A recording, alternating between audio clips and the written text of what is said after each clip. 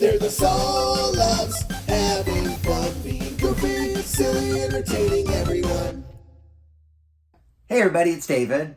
Here Sarah's behind the camera. Say hi, Sarah. Hi. And today we're going to show you my Muppet collection. I was born a year before Sesame Street came on the air. My parents said I instantly fell in love with Sesame Street. So when the Muppets came on the air, the Muppet Show in 1976, I already knew who the Muppets were and was excited for the new show. And I have loved the Muppets my entire life, for going over 40 years now. So I've been collecting things, and we have an entire room in our house that is Muppet stuff. Not even all of it. Some of it's still packed up in storage, but I thought it'd be fun to share some of it with you. So here's my Muppet collection.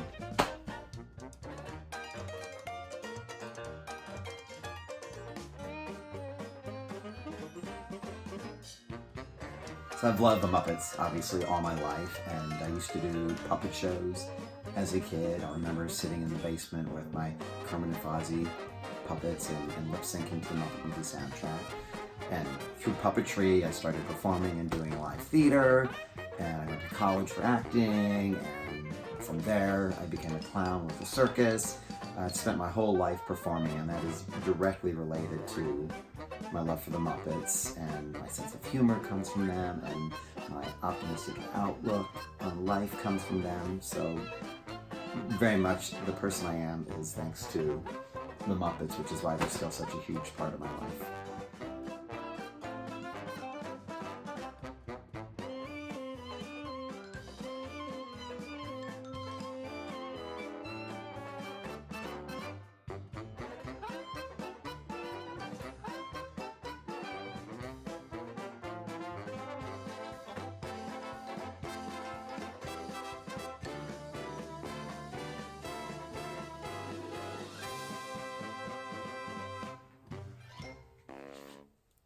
This is a Ralph puppet, actually from the 60s, made by Ideal, back when Ralph was a star on the Jimmy Dean Show. He was the first national Muppet star before Kermit or any of the others.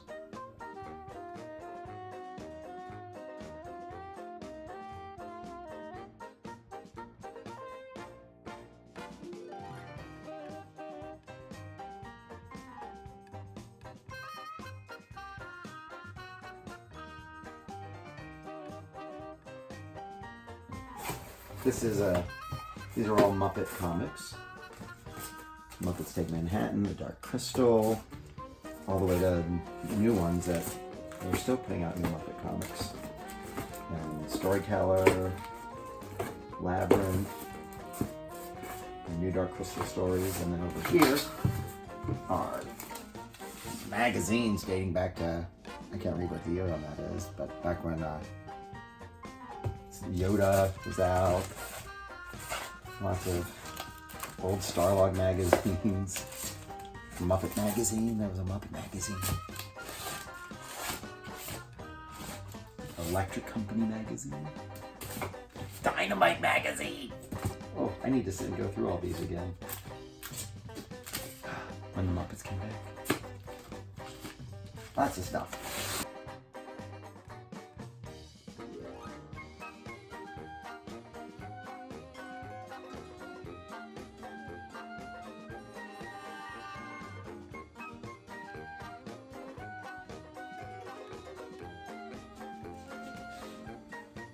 One of the original Fisher-Price Kermit puppets from 1978. Hi-ho!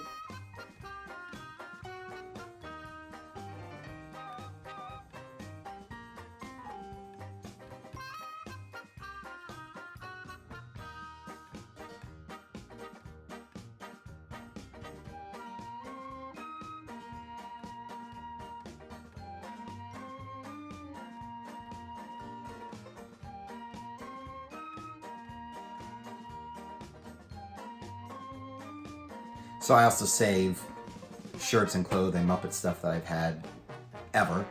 So I have this stuff that from when I was a kid. I have these animal shorts.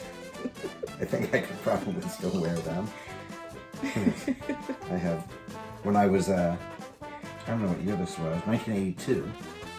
So I was 14. My parents drove me all the way from Columbus, Ohio to Boston to go to the first touring Muppet exhibit, The Art of the Muppets. So there's a shirt from that. And I told you, I was a member of the Muppet Show fan club. So good. It's on the back too. Oh my god. That looks so stupid.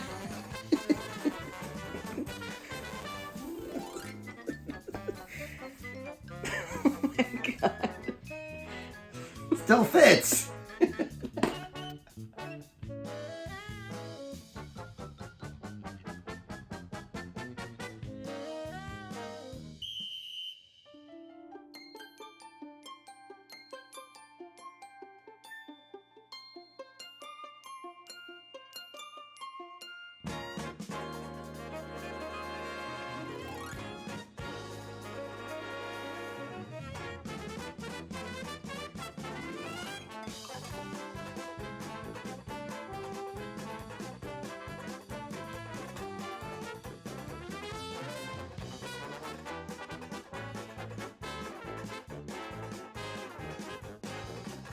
So this Muppet Show display here, the Muppet Show Theater, those are all shrinky dinks. I've had these for years and years and years. Oh, I always grab it.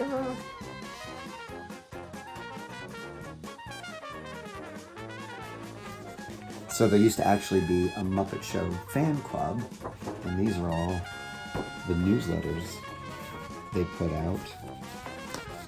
Oh, there's a few of those. When the Muppet movie first came out. I don't throw anything away. I have Cheerio boxes and all sorts of ridiculous stuff, so it's an obsession.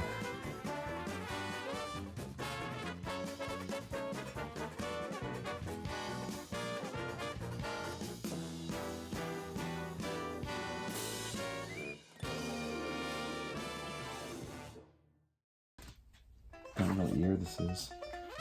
It's a rough draft of the Muppet movie, an early draft of it. We've got the Muppet movie, Great Muppet Caper. I don't even know what else I have.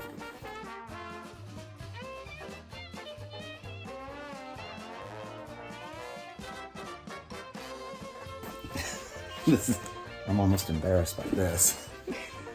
These were albums that Hallmark put out. They were expandable, and I think there's stuff that never even got put in. But it is just Wow. cuttings. Those are old spiral notebooks. It's from a calendar for Rather Fraggles. I was in this Muppet scrapbooking.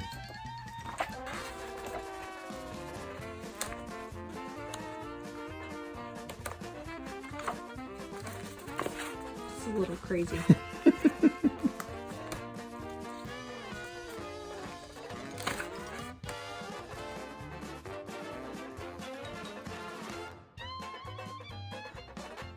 Everybody sing! I'm a Caribbean amphibian.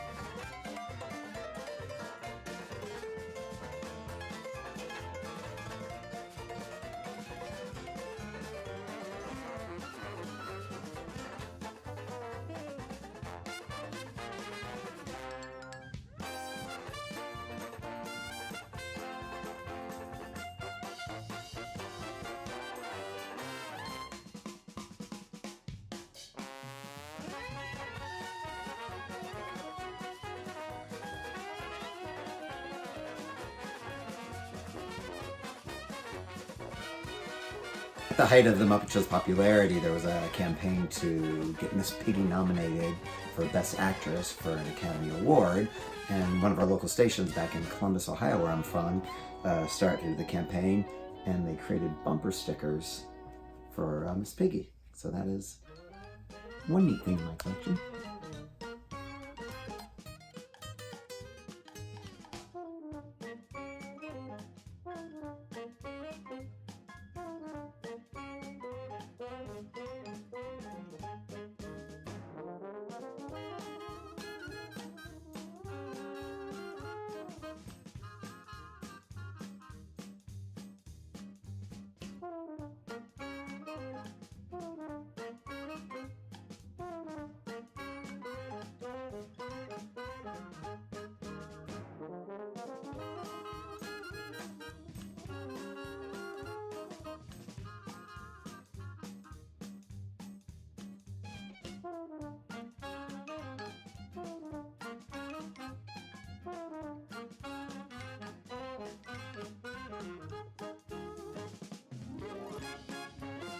One of the cool things when I was traveling with Ringling Brothers and Barnum Baylor Circus was getting to visit Sesame Street. When they filmed Sesame Street, we actually got a tour of the set by Kevin Clash.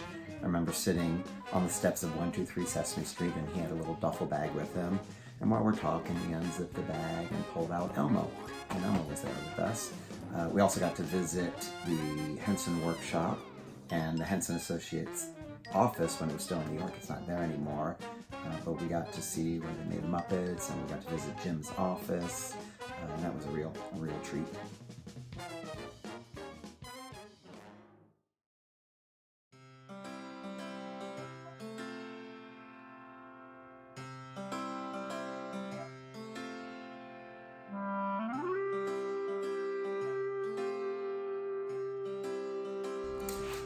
Even Dilly loves Kermit.